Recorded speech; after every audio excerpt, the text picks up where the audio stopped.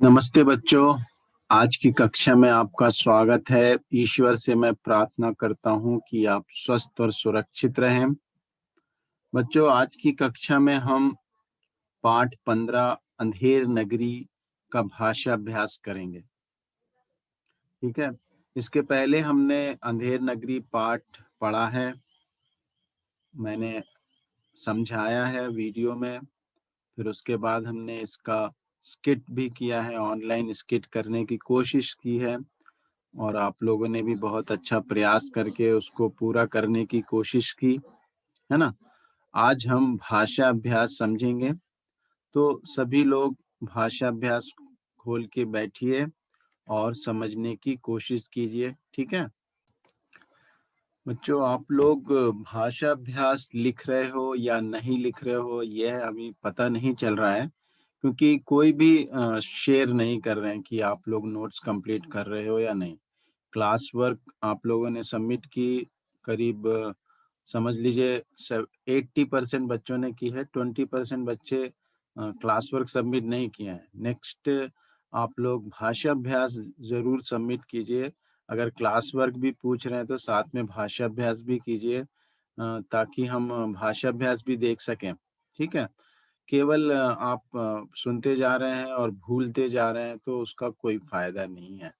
ठीक है। अगर आप लिखेंगे भी तो वो ज्यादा समय तक याद रहेगा, और अगर आप भूल भी गए तो आप उसको खोलकर पढ़ सकते हैं। तो लिखना बहुत जरूरी है बच्चों। अभी हम पाठ 15 अंधेर नगरी का भाषा अभ्यास करना है। ठीक है, तो शुरू करते हैं। अच्छा बताइए, तो आप लोग क्या कर रहे हो अभी? आप लोग अभी वीडियो देख रहे हो, है ना। और मैं क्या कर रहा हूँ? मैं पढ़ा रहा हूँ। ठीक, आप देखने का काम कर रहे हो और मैं पढ़ाने का काम कर रहा हूँ। ठीक है, दोनों भी, देखना, पढ़ना, पढ़ाना क्या है? काम है। इनको भाषा के किस भेद में रखा जाता है? प्रयोग के आधार पर भाषा का कौन सा भेद है ये? शब्द का भेद? हाँ, क्रिया है। ठीक है, तो बिना क्रिया के तो कोई वाक्य नहीं होता है ना। आप पार्ट्स ऑफ स्पीच देखिए, यानी शब्द के भेद 8 हैं। संज्ञा, सर्वनाम, विशेषण, क्रिया, क्रिया विशेषण, समुच्चय बोधक अवयव, संबंध बोधक अवयव और विस्मयादि बोधक अवयव। ठीक है, तो ये 8 भेद हैं। अगर ये 8 में से 7 भेद हों, संज्ञा, सर्वनाम, विशेषण, क्रिया विशेषण, समुच्चय बोधक, संबंध बोधक और विस्मयादि बोधक, क्रिया ना हो तो वाक्य नहीं बनता। ठीक है, सारे ये शब्द आ जाएं, क्रिया ना हो तो वाक्य नहीं बनता। और केवल क्रिया हो तो वाक्य बन सकता है, जैसे जाओ, खेलो, पढ़ो, है ना। ये वाक्य हैं, पूर्ण वाक्य हैं। खेलो, पढ़ो, लिखो, कूदो, खाओ, हंसो। ठीक है, तो बिना क्रिया के कोई वाक्य नहीं बनता है। वाक्य का मतलब है कि उसमें क्रिया है। ठीक है, तो आज हम, वैसे आप जानते ही हो क्रियाओं के बारे में, आप इसके पहले भी पढ़े हो। ठीक है, काम वाले शब्द, है ना। लेकिन आज उसके बारे में थोड़ा और पढ़ने वाले हम। ओके, थोड़ा और हम सीखने वाले हैं उसके बारे में। यहाँ पे कौन सी क्रिया हो रही है? राजा, जो चौपट राजा है, वो फांसी में चढ़ने के लिए तैयार है, उसको फांसी पर लटकाया जाने वाला है। ठीक है ना, तो यहाँ पे फांसी पे लटकने की क्रिया है। पहले पढ़ते हैं क्या लिखा हुआ है ये, उसके बाद आगे समझते हैं। पढ़िए और समझिए। मुझे अपने शिष्य को अंतिम उपदेश देने दो। ठीक है, फिर है, कारीगर को पकड़ लाओ, दीवार गिर पड़ी, गोवर्धन दास बैठा मिठाई खाने लगा। यहाँ पे कुछ शब्द जो है बोल्ड, यानी गहरे रंग में लिखे हुए हैं, आप देखिए, है ना, दिख रहे हैं ना ये? देने दो, पकड़ लाओ, गिर पड़ी, खाने लगा। ऊपर दिए गए वाक्यों के मोटे काले अंश, ये जो है मोटे काले अंश क्रिया शब्द हैं। ये सभी क्या हैं? क्रिया शब्द हैं। जैसे कि हमने कहा जो काम वाले शब्द होते हैं वो क्रिया होते हैं ना, ये सभी क्या है? क्रिया शब्द हैं।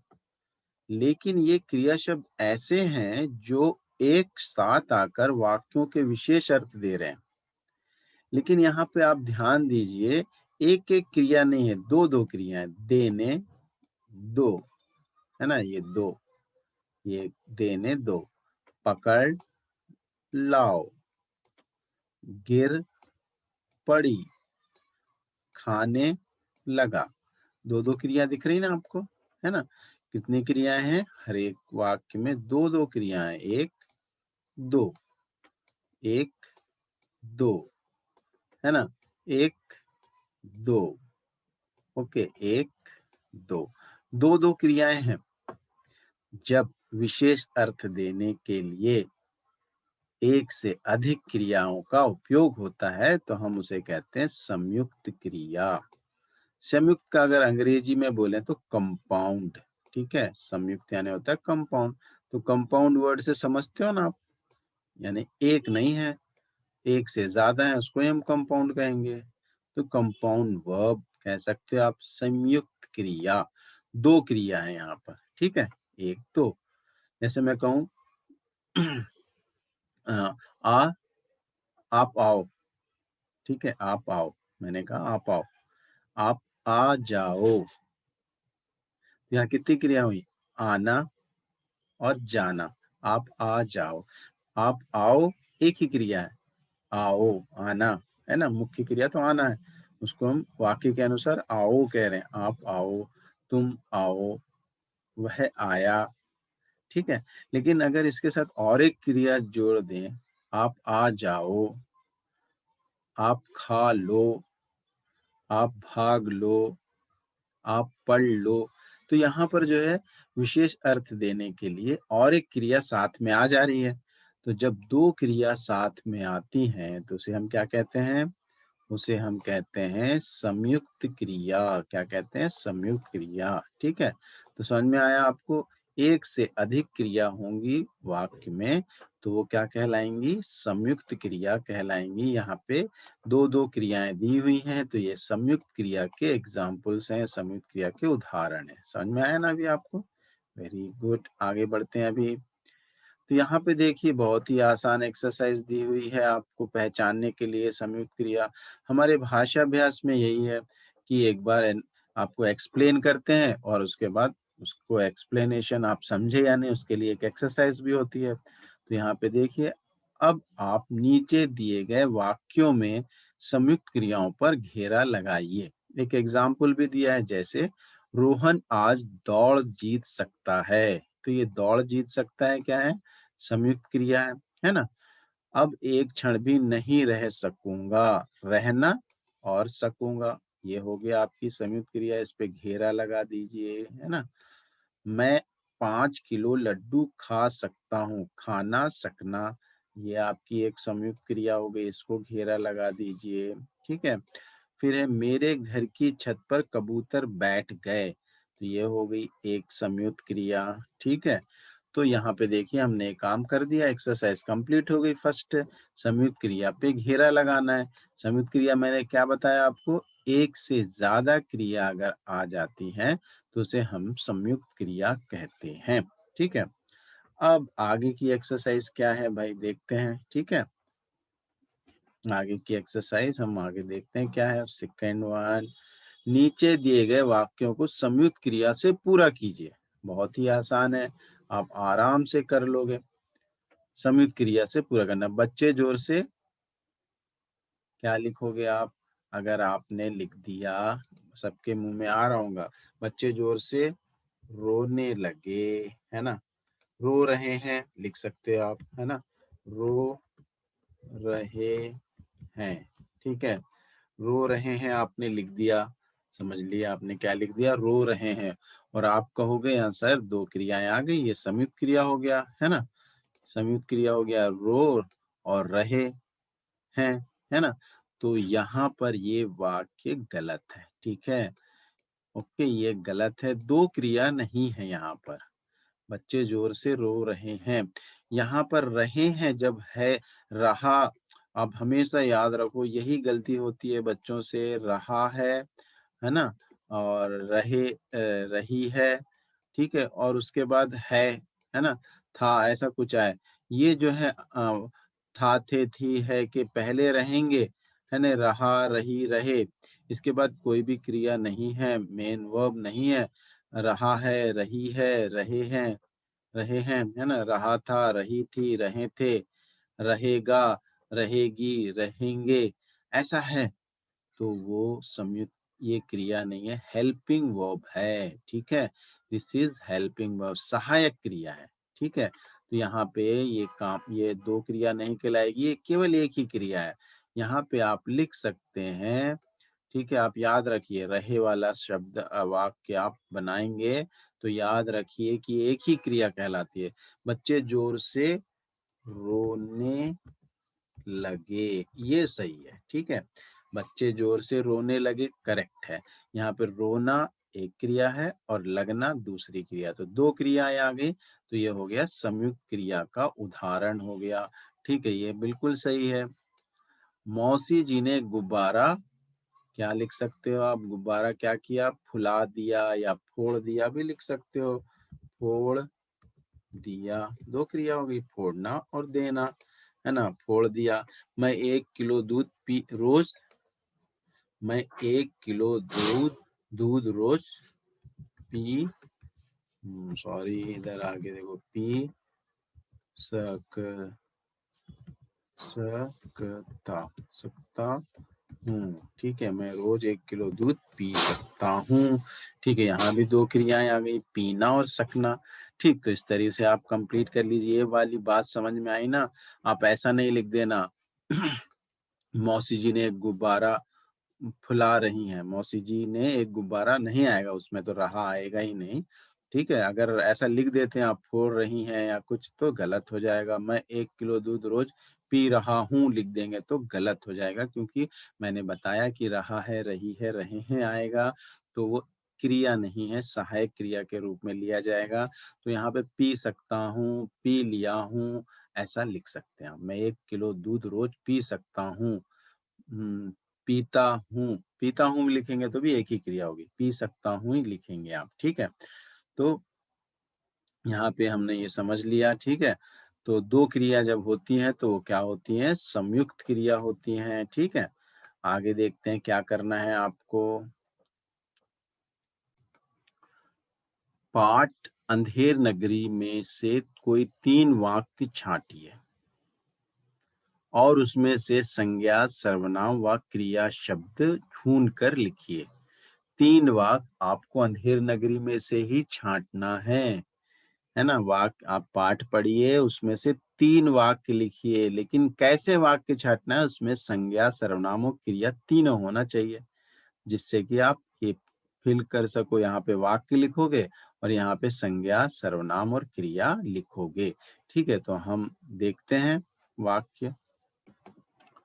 ये देखिए पाठ आ गया, इस पाठ में आपको क्रिया ढूँढना है सॉरी संज्ञा, सर्वनाम और क्रिया ढूँढना है।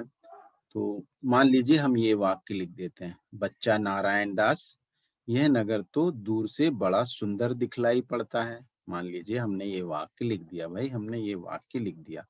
बच्चा नारायण दास, यह नगर तो दूर से बड़ा सुंदर दिखलाई पड़ता है। तो यहाँ पर आपको क्या-क्या ढूँढ कर लिखना है? एक तो संज्ञा, तो इसमें आप संज्ञा बता सकते हो कौन-सी है? हुँ?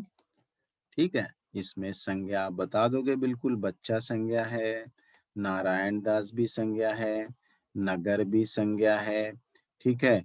और और बस संज्ञा है। सर्वनाम है क्या इसमें?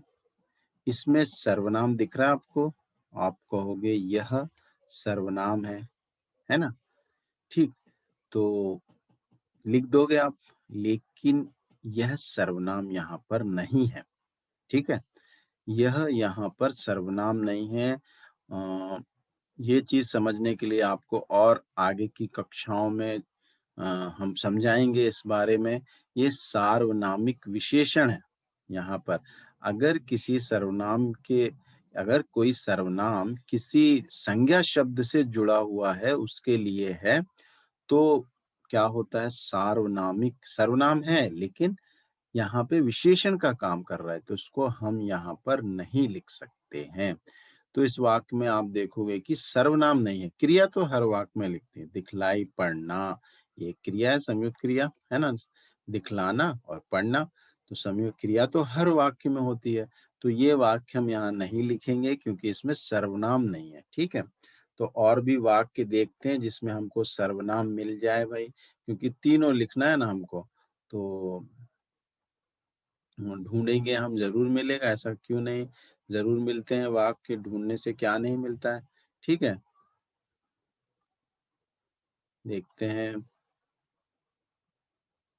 ये देखिए यहाँ पे एक वाक्य हमको मिल गया है, इस नगरी का नाम क्या है, ठीक है, इस नगरी का नाम क्या है, तो इस नगरी का नाम, ठीक है। तो यहाँ पर नगरी जो हो गया संज्ञा हो गया, और क्या क्या हो गया, सर्वनाम हो गया, और है क्या हो गया, क्रिया हो गया, ठीक है यहाँ पर क्रिया, जैसे बी का रूप, जैसे बी वॉज बीन होता है ना, वैसे ही है जो है यहाँ क्रिया का काम कर रहा है, ठीक है।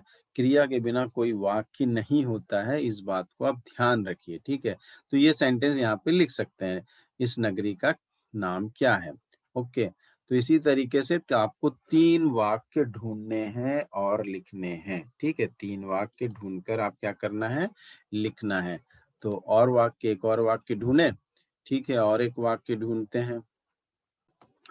यहाँ देखिए, बच्चा गोवर्धन दास क्या भिक्षा लाया, क्या भिक्षा लाया, गठरी में तो कुछ है, ऐसा मालूम पड़ता है ना। तो यहाँ भी आपको बच्चा गोवर्धन दास मिल गया संज्ञा, क्या मिल गया आपको, सर्वनाम, और भिक्षा, भिक्षा तो संज्ञा है, लाया क्रिया है, ये वाक्य यहाँ पे लिख सकते हो आप, ठीक है। इस तरीके से आपको वाक्य मिल ही जाएंगे, ठीक है। और ये सेंटेंस भी लिखोगे, लिख सकते हो आप, गुरुजी महाराज संज्ञा है, उसी से यहाँ पे जो है सर्वनाम का काम कर रहा है यहाँ पर, ठीक है। और मोल ली है, मोल लेना, वही क्रिया हो गई। तो कोई प्रॉब्लम नहीं है, कोई भी 3 वाक्य लिखना है, यहाँ सब चीजें टके सेर मिलती हैं। तो यहाँ जो है सब जो है वो हो गया, सर्वनाम हो गया, ठीक है, ओके। तो यहाँ पर चीजें जो है संज्ञा हो गया, और मिलती हैं क्रिया हो गया, तो यहाँ पे आप लिख सकते हो आराम से, ठीक। तो 3 वाक्य ही लिखना है हमको, बहुत सारे वाक्य आपको मिल जाएंगे, अगर ढूंढेंगे तो बहुत सारे वाक्य मिल जाएंगे आपको। तो यहाँ पे 3 वाक्य हम लिख देंगे, ओके। तो चलिए लिख देते हैं, ठीक है। तो बच्चों हमने देखिए लिख दिया है, वाक्य लिख दिया है, और इसमें से हमने संज्ञा, सर्वनाम, मैंने में मैं सर्वनाम, और क्रिया किया लिख दिया। गुरुजी हम अभी फांसी चढ़ेंगे, यहाँ पर हमने लिख दिया है कि ये गुरुजी का कॉमा रहेगा, ठीक है। तो गुरुजी संज्ञा, सर्वनाम हम, और चढ़ेंगे क्रिया, और अच्छा उस चूने वाले को बुलाओ, तो चूने वाला संज्ञा हो गया, सर्वनाम उस हो गया, और बुलाओ क्रिया हो गया, ठीक है। तो समझ में आया होगा आप लोगों को, ठीक। तो इस तरीके से आप लोग भी लिख लीजिए। 4th बिट तो आसान है, देखिए, बिंदु या चंद्र बिंदु लगाना है, तो बिंदु बिल्कुल आप ये जो लाइन है ना, खड़ी पाई जिसको हम कहते हैं, कई बार बता चुका हूँ, इसके ऊपर होना चाहिए बिंदु या चंद्र बिंदु, है ना। तो यहाँ पे बिंदु आने वाला है, अंधकार बचाऊंगा, तो यहाँ पर ऊ के ठीक ऊपर चंद्र बिंदु आएगा। आनंदित, ना की जो खड़ी पाई है ठीक ऊपर बिंदु आएगा। दोहराऊंगा, ऊ के ठीक ऊपर चंद्र बिंदु आएगा, ठीक है। कलंकित, ला की खड़ी पाई है ना, उसके ठीक ऊपर बिंदु आएगा। पढ़ूंगा की जो खड़ी पाई छोटी सी दिख रही है ना, खड़ी पाई पूरी नहीं होती ना, शॉर्ट है, उसके ठीक ऊपर चंद्र बिंदु आएगा। तो अंधकार बचाऊंगा, आनंदित दोहराऊंगा, कलंकित पढ़ूंगा, ठीक है। तो जब भी हम बिंदु और चंद्र बिंदु का प्रश्न देते हैं, तो आप करेक्ट प्लेस पे लगाना है, कई बच्चे बहुत ऊपर लगा देते हैं, कई बच्चे आगे पीछे कर देते हैं, है ना? कई बच्चे ऊ में लगाना यहाँ पे लगा देंगे, मिडिल में यहाँ पे लगा देंगे, तो मार्क्स कट होते हैं, ठीक? तो करेक्ट प्लेस पे बिंदु या चंद्र बिंदु लगाना चाहिए, तभी आपको अंक पूरे मिलते हैं। ओके, तो आगे बढ़ते हैं हम फिफ्थ बिट की तरफ। क्या है भाई फिफ्थ बिट? नीचे दिए गए वाक्यों के मोटे काले अंश की जगह समान अर्थ वाले शब्दों का प्रयोग करके वाक्यों को दोबारा लिखिए। समान अर्थ लिखना है। समान अर्थ आपको क्या करना है? ये देखिए कुछ समान अर्थ लिखेंगे हम, तो लिख लेते हैं समान अर्थ, सेम मीनिंग। तो यहाँ पे देखिए अर्ज की यानी विनती की, रिक्वेस्ट की, है ना? तो यहाँ पे जैसे आदर है, आदर के लिए क्या लिख सकते हो आप समान अर्थ? बाकी पूरा सेंटेंस सेम रहेगा। हमें अपने बड़ों का आदर करना चाहिए। आदर के प्लेस में क्या लिख सकते हो आप? आदर के स्थान पे क्या लिखोगे? हाँ, सम्मान लिख सकते हो। क्या लिख सकते हो? सम्मान, है ना? तो मैं पूरा वाक्य नहीं लिख रहा हूँ, वाक्य आप लिखना है, सम्मान लिख दे रहा हूँ, आप पूरा वाक्य लिखिए, ठीक है? हमें बड़ों का सम्मान करना चाहिए, ठीक है? आप केवल सम्मान लिख के नहीं छोड़ देना, ठीक? फिर उसके बाद है यह आफत कहाँ से आई? तो आफत के प्लेस पे आपको लिखना है शब्द, क्या हो सकता है? आफत के प्लेस में मुसीबत लिख सकते हो, ठीक है? मुसीबत, है ना? आफत यानी क्या होता है? मुसीबत। तो मुसीबत लिखिए, यहाँ पर पूरा वाक्य लिखना है, यह मुसीबत कहाँ से आई। ये नहीं कि आपने जो है पूरा वाक्य नहीं लिखा, छोड़ दिया, ठीक है? ऐसा नहीं करना। ओके, नेक्स्ट है क्षण। क्षण के प्लेस में क्या लिख सकते हैं आप? क्षण, हाँ, पल लिख सकते हैं, पल, क्षण, पल, है ना? तो अब एक पल भी नहीं रहूंगा, मेरा कुछ कसूर नहीं। कसूर की जगह क्या लिख सकते हो? हाँ, कसूर की जगह आप लिख सकते हो दोष, दोष, ठीक है? मेरा कुछ दोष नहीं, ठीक है? इस तरीके से समान अर्थ वाले शब्द आप यहाँ पर लिखोगे, ठीक है? अब आगे बढ़ते हैं हम। आप देखोगे कि थोड़ी चीजें भाषा अभ्यास में बार बार आ रही हैं, जैसे संज्ञा, सर्वनाम, क्रिया, है ना?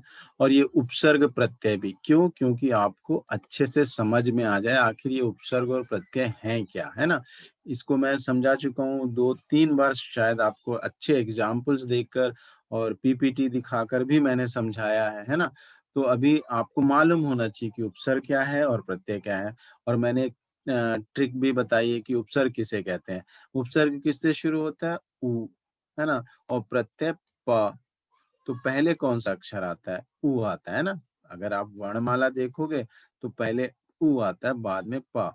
यानी उपसर्ग कैसे शब्दांश होते हैं? जो शब्द के पहले लगते हैं। याद रखिए, शब्दांश बोलता हूं मैं हमेशा उपसर्ग प्रत्यय को, शब्द नहीं है वो, है ना? शब्द किसे कहते हैं? जो अगर हम उनको स्वतंत्र रूप से इंडिविजुअल अगर उनका उपयोग करें तो उनका अर्थ होता है वाक्य में, है ना? है ना? तो वो शब्द हैं, है ना? लेकिन जो उपसर्ग और प्रत्यय हैं, अगर उनको इंडिविजुअली हम प्रयोग करते हैं तो उनके अर्थ नहीं होते हैं। उर्दू में कुछ शब्द ऐसे हैं जो आपको लगेंगे कि वो शब्द हैं, उपसर्ग या प्रत्यय नहीं है, लेकिन उस शब्द विशेष में वह उपसर्ग ही होते हैं। जैसे खुशबू, यहाँ खुश का अर्थ है और बू का भी अर्थ है, यानी आप बोलोगे दोनों भी शब्द हैं, लेकिन यहाँ पे बू मुख्य शब्द है, मेन वर्ड है, और खुश जो है उपसर्ग है। यहाँ खुश जो है अच्छा होने अच्छा होने के लिए बता रहा है ना, बू कैसी है? अच्छी है। तो खुशबू, यहाँ खुश का मतलब हैप्पीनेस से नहीं है, ठीक है? तो यहाँ खुश जो है उपसर्ग का काम कर रहा है। तो थोड़े उर्दू के शब्दों में ऐसा कंफ्यूजन होता है, लेकिन संस्कृत के जो उपसर्ग हैं उससे कोई भी कंफ्यूजन नहीं होता है, जो हिंदी में है तो उनसे कोई नहीं। उर्दू के उपसर्गों से थोड़ा प्रॉब्लम होता है, हमको नियम ला वहाँ पे लगने में प्रॉब्लम हो जाता है कि हम कहते हैं कि उपसर्ग इटसेल्फ जब इंडिविजुअली यूज होते हैं उनके कुछ अर्थ नहीं होते हैं, वो शब्द के साथ जब आते हैं तो उनका अर्थ हो जाता है। जैसे न्याय, अगर लाएगा अन्याय बन गया, है ना?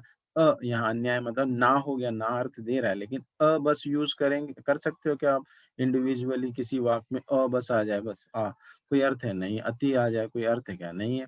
प्रति आ जाए, कोई अर्थ है क्या? नहीं है। जब किसी से साथ जुड़ जाएँगे, एक के साथ प्रति जुड़ जाएगा, प्रत्येक हो जाएगा, तब अर्थ आ जाता है उसका, है ना? हर एक के लिए, ठीक?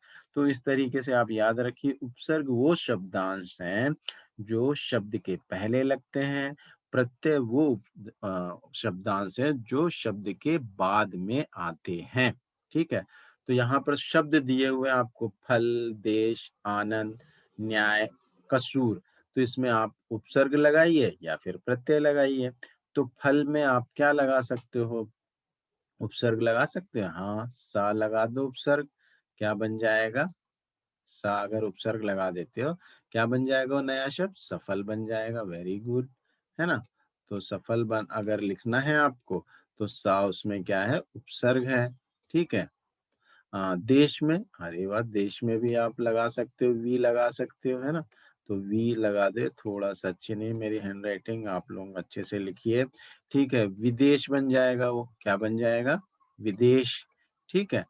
तो यहाँ पर आप देखिए विदेश बन गया ये, ठीक? ओके, नया शब्द विदेश बन गया, आप अच्छे से लिखना, मेरे जैसी हैंडराइटिंग नहीं लिखना। आनंद, आनंद में क्या लगा सकते हैं? आनंद में जो है प्रत्यय लगेगा इत, प्रत्यय लगेगा इत।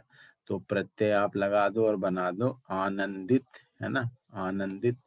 थोड़े बच्चे क्या रहते हैं, इत को एज़ इट इज़ लिख देते हैं, जबकि वो दा में ई की मात्रा बन जाएगा, है ना? ऐसे ई की मात्रा बन जाएगा और बन जाएगा आनंदित, ठीक है? न्याय में आप अभी मैंने बताया अन्याय हो जाएगा, उपसर्ग लगेगा, क्या लगेगा?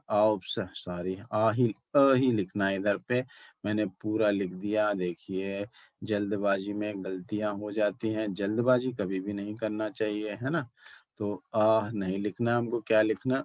अन्याय नहीं लिखना, अन्याय यहाँ पर लिखना, नया शब्द बना देते हैं, है ना? ये उपसर्ग या प्रत्यय किसी शब्द के साथ जुड़कर नया शब्द बनाते हैं, उसका अर्थ बदल जाता है। कसूर में आप बे, ये उर्दू शब्द है देखिए, बे इसमें जोड़ दिए, ये बन गया बेकसूर, है ना? बेकसूर बन गया, ठीक है? तो इस तरीके से हमने उपसर्ग और प्रत्यय जोड़ के नए शब्द बनाए, जिनके अर्थ भी अलग हो जाते हैं। बिल्कुल अलग अर्थ देते हैं ये, है ना? उपसर्ग और प्रत्यय का काम ही ये है कि शब्दों के साथ जुड़कर एक नया शब्द बनाते हैं, इनके नए अर्थ हो जाते हैं, ठीक है? देश यानी अपना देश, वी अगर जुड़ गया, विदेश फॉरेन हो गया वो, है ना? तो इस तरीके से आप समझना है, उपसर्ग पहले आते हैं, ऊ पहले आता है, ऐसे याद रखिए। उपसर्ग और प्रत्यय जो है बाद में आता है ना? ऊ से बाद में आता है, इसलिए वो क्या हो गया? प्रत्यय, ठीक है? ओके, आनंद प्लस इत, आनंदित, ओके। तो समझ में आया आप लोगों को? ये 7th बिट तो बहुत ही आसान बिट है, कब से करते आ रहे हो आप। नीचे दिए गए शब्दों से वाक्य लिखिए। शब्द दिए हुए हैं, वाक्य लिखना है, सुंदर, मैं बहुत सुंदर हूँ, या वह बहुत सुंदर है। लिख लीजिए आप, मैं आपके ऊपर छोड़ दे रहा हूँ, आप ही लिखना है। मिठाई, मुझे मिठाई पसंद है। शुभ, आज शुभ दिन है, हर दिन शुभ ही होता है। लिख सकते हैं, शुभ यानी अच्छा, है ना? शुभ यानी अच्छा, अच्छा से मतलब वह बहुत अच्छा लड़का है, वो बहुत शुभ लड़का है, ऐसा नहीं। ऑस्पिशियस, ठीक है? ऑस्पिशियस से अर्थ लीजिए आप, शुभ, है ना? मतलब अभी शुभ समय चल रहा है, मतलब अच्छा समय है, लेकिन ऑस्पिशियस का अर्थ होता है यहाँ पे, शुभ से मतलब ऑस्पिशियस, है ना? ऐसा अर्थ है, ठीक है? तो वाक्य के अनुसार आप बोल दोगे कि मेरी घड़ी शुभ है। हाँ, मतलब शुभ है ना, आपके लिए अच्छी है। शुभ घड़ी बोल सकते हैं, लेकिन शुभ बच्चा मतलब यहाँ पे गुड से मतलब नहीं है, ठीक है? यहाँ ऑस्पिशियस से मतलब है, ये ध्यान रख के वाक्य बनाइए। आज शुभ दिन है, मेरे लिए घड़ी शुभ है, ऐसा लिख सकते हो, कोई बात नहीं। अब विराम चिन्ह भी आप एक बार पढ़ चुके हो और एग्ज़ाम भी लिख सके हो उसका, है ना? कितने पूर्ण विराम होता है ना? प्रश्नवाचक चिन्ह होता है, अल्प विराम होता है और एकल उद्धरण चिन्ह होता है, डबल उद्धरण चिन्ह मैं बना रहा हूँ, है ना? और विस्मयादिबोधक चिन्ह होता है, ये सीखे हो आप, है ना? ओके, तो इस तरीके से यहाँ पे वही लगाना है। गुरुजी कहाँ है? तो क्या आ जाएगा यहाँ पर? आपका प्रश्नवाचक चिन्ह आ जाएगा। नगर में सिपाही, गुरु और चेले खड़े थे। तो नगर में सिपाही, गुरु और चेले खड़े थे। ये हो गया आपका। राजा ने कहा, यहाँ पे अल्प विराम आएगा, इसे फांसी पर चढ़ा दो, है ना? तो ये इनडायरेक्ट स्पीच, डायरेक्ट स्पीच हो गई ना, किसी की बात को अगर आप वैसे ही बताना चाहते हो तो क्या करना पड़ेगा आपको, इन्वर्टेड कॉमा यानी डबल जो दोहरा उद्धरण चिन्ह है वो लिखना पड़ेगा। दोहरा उद्धरण चिन्ह, थोड़े बच्चे जो है ये जो पूर्ण विराम है उसके यहाँ पे अंदर लगा देते हैं, दोहरा उद्धरण चिन्ह यहाँ बाहर लगेगा, अंदर जो है ये पूर्ण विराम लगेगा। समझ में आया ना? बिल्कुल समझ में आ गया होगा। आगे बढ़ते हैं। 9वां बिट क्या है, नीचे दिए गए शब्दों के दो दो पर्यायवाची शब्द छांट कर लिखिए। यानी यहाँ पे पर्यायवाची दिए हुए शब्द दिए, उनके पर्यायवाची आपके यहाँ आपके सहायता डब्बे में लिखे हुए हैं, हेल्पिंग बॉक्स में, है ना? तो वहां से ढूंढ लीजिए। युद्ध, युद्ध के लिए क्या होगा भाई, ये देखिए रण, और ये हो गया लड़ाई। तो यहाँ पे रण और लड़ाई लिख देंगे आप, ठीक है। फिर उसके बाद वायु, वायु यानी आपको मालूम ही है, ये देखिए ये आ गया समीर। और एक ढूंढना है पवन, है ना, हवा नहीं दिया इसमें, पवन। ओके, और फिर एक ढूंढ लेते हैं हम हाथ, हाथ के लिए अब दो ही बचे हैं शब्द, कर और हस्त, ये दो है पर्यायवाची हो गए, ठीक है। तो देखिए कितने अच्छा चित्र बन गया ना। आप ऐसा चित्र मत बनाइए, आपको यहाँ पे लिखना है, ठीक है, यहाँ पर आपको लिखना पड़ेगा, ठीक। ये इसका जो युद्ध का क्या लिखोगे आप, लड़ाई और रण। वायु का क्या लिखोगे, समीर और पवन। हाथ का हस्त और कर लिखना है, ऐसा चित्र, गंदा चित्र नहीं बनाना है, ठीक है। तो ये तो मैं आपको समझाने के लिए किया है मैंने ऐसा, ठीक। आप ऐसा मत कीजिए, नहीं तो आपकी पुस्तक गंदी हो जाएगी, ठीक। अगला बिट हम देखते हैं क्या है, नीचे दिए गए संवादों के आधार पर कोई 3 प्रश्न बनाकर लिखिए। संवाद दिए गए हैं, यानी डायलॉग्स यहाँ पर हैं, संवाद हैं। महंत जी कह रहे हैं, नारायण दास जी कुछ कह रहे हैं और महंत फिर से कुछ जवाब दे रहे हैं। पढ़ते हैं क्या है। बच्चा नारायण दास, यह नगर तो दूर से बड़ा सुंदर दिखलाई पड़ता है। देख, कुछ भिक्षा मिले तो भगवान को भोग लगे, और क्या।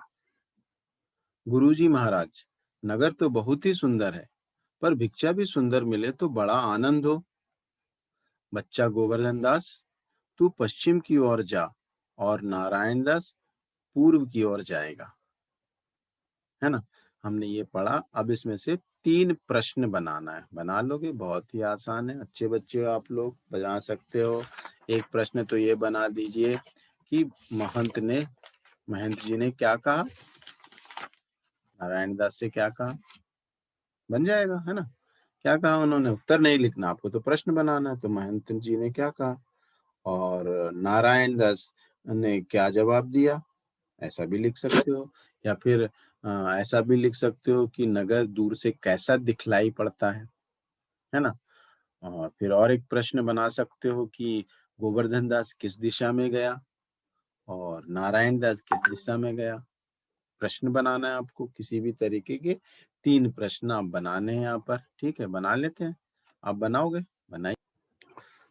तो देखिए हमने ये वाक्य बना लिए हैं। महंत ने नारायण दास से क्या कहा, नगर कैसा दिखलाई पड़ता है, गोवर्धन दास किस दिशा की ओर गया, ठीक है। आप भी और दूसरे भी बना सकते हो आप, जरूरी नहीं कि मैंने जो वाक्य बनाए हैं वही आप बनाओ, दूसरे वाक्य भी बना सकते हो, ठीक है।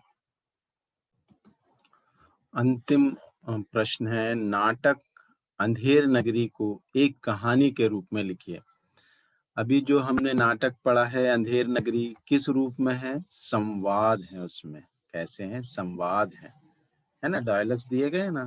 महंत जी बोल रहे हैं, नारायण दास बोल रहा है, गोवर्धन दास, चौपट राजा, है ना, सारे लोग यहाँ पर जो कह रहे हैं उनके संवाद दिए गए हैं, कहानी के रूप में नहीं है। आपको क्या करना है, कहानी लिखना है। क्या लिखना है, कहानी, एक कहानी के रूप में।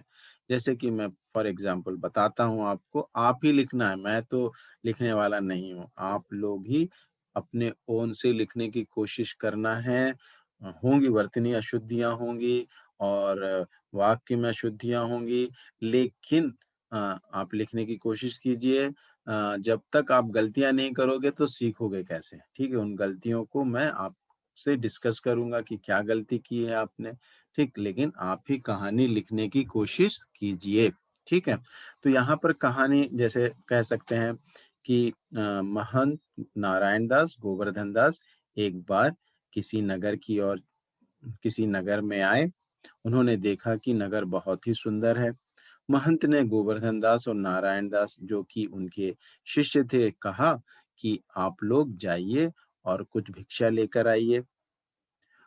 नारायण दास को उन्होंने पश्चिम की ओर और गोवर्धन दास को पूर्व की ओर भेजा। गोवर्धन दास और नारायण दास भिक्षा लेने गए। नारायण दास पहले आ गए, बाद में गोवर्धन दास आए। गोवर्धन दास ने महंत को बताया कि यहाँ पर हर एक चीज टके सेर में मिलती है। इसलिए उन्होंने 7 पैसे जो भिक्षा में मिले थे, उनसे उन्होंने 3.5 सेर मिठाई ला ली है। मिठाई मोल लाई है। तो महंत जी ने कहा देखिए बेटा, ये नगर तो बहुत ही अजीब दिख रहा है। यहाँ पे हर चीज़ टके सेर मिल रही है। नारायण दास ने भी मुझसे कहा कि हर चीज़ टके सेर मिल रही है, मुझे विश्वास नहीं हुआ, लेकिन तुम भी कह रहे हो तो ज़रूर ऐसा ही है। तो इस नगर में तो मैं नहीं रहूँगा। लेकिन गोवर्धन दास कहता है नहीं महंत जी, मैं तो यहीं पे रहूँगा, क्योंकि और जगह तो कितनी भी भिक्षा माँगो, दिन भर भिक्षा माँगो तो भी पेट नहीं भरता, यहाँ तो अच्छे से पेट भर जाता है ना? और फिर उसके बाद क्या हुआ, नगर में ही एक दीवार गिरने से बकरी मर गई थी और जो चौपट राजा था उसने बकरी की मरने की सज़ा कोतवाल को दी। चूँकि कोतवाल का गला छोटा था, फंदा बड़ा था, इसलिए गोवर्धन दास को पकड़ लिया गया फांसी पे चढ़ाने के लिए। गोवर्धन दास ने अपने गुरु महंत को याद किया। महंत जी वहाँ पहुँच गए और उन्होंने एक योजना बनाई। उन्होंने ये योजना बनाई कि दोनों भी योजना के अनुसार महंत जी और गोवर्धन दास दोनों भी फांसी पर चढ़ने के लिए लड़ने लगे। वहाँ पर मंत्री, कोतवाल और चौपट राजा आ गए। उन्होंने पूछा कि भाई आप लोग क्यों लड़ रहे हो? तो महंत ने बताया कि अभी जो घड़ी है, शुभ घड़ी है और इस घड़ी में जो मरेगा, वो सीधा स्वर्ग जाएगा। चौपट राजा उनकी बातों में आ गया और फांसी पे चढ़ गया और चौपट राजा का अंत हो गया। तो इस यहाँ पर ये कहानी यहाँ पर समाप्त होती है। अपनी बुद्धि और चतुराई से महंत ने गोवर्धन दास को बचाया और चौपट राजा का जो चौपट राज था उसको खत्म किया। ठीक है? तो ये तो मैंने सुनाया, आप इसको और दूसरी तरीके से सुना सकते हो, लिख सकते हो। ठीक है? तो यहाँ पर जो है अपनी कक्षा जो भाषा अभ्यास की थी पाठ 15 अंधेर नगरी, वो समाप्त होती है। हो सकता है कि मैं कुछ लंबा वीडियो बना रहा हूँ, लेकिन मैं चाह जैसे हम कक्षा में बातचीत करते हैं, आप देखिए कक्षा 40 मिनट की होती है, हम कितनी बातें करते हैं, कितना डिस्कस करते हैं, तो हम इस तरीके से वीडियो बना के या फिर ऑनलाइन जो कक्षा चल रही है उसमें भी नहीं कर पा रहे हैं, ठीक है? तो हो सकता है कुछ ज़्यादा मैं आप लोगों से बातचीत कर रहा हूँ या एक्सप्लेनेशन दे रहा हूँ, लेकिन आप लोग थोड़ा-थोड़ा करके सुनिए, है ना? ताकि आप लोगों को विषय समझ में आए, ठीक? मैं आशा करता हूँ कि बच्चे जो मैं वीडियो भेज रहा हूँ, उनको पूरा सुन रहे हैं। एक समय पे आप नहीं सुन पा रहे हो, कोई बात नहीं। 5 मिनट, 5 मिनट, 5 मिनट करके भी आप सुन सकते हो। मैं ज़्यादा से ज़्यादा 15, 20 मिनट या 25 मिनट का ही वीडियो बना रहा हूँ। तो आप थोड़ा-थोड़ा करके सुनिए और समझने की कोशिश कीजिए। ये आपके फ़ायदे के लिए ही है, ठीक है? तो यहाँ पर हमारी कक्षा समाप्त होती है। मेरी कक्षा ध्यानपूर्वक सुनने के लिए बहुत-बहुत धन्यवाद।